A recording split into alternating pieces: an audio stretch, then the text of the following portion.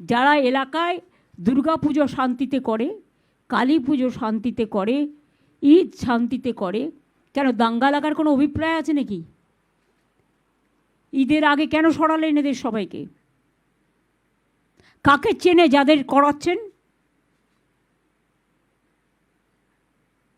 তারা যদি ভালো করে কাজ করে আমি ফুল কোঅপারেশন করব, কিন্তু মনে রাখবেন জীবনে অভিজ্ঞতার একটা দাম আছে।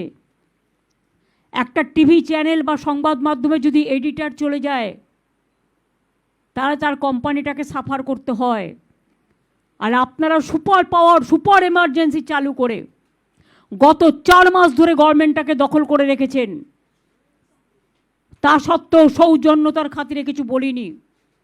সুপ্রিম কোর্টের নির্দেশ থাকা সত্ত্বেও এখনও সাপ্লিমেন্টারি লিস্ট বের করেননি।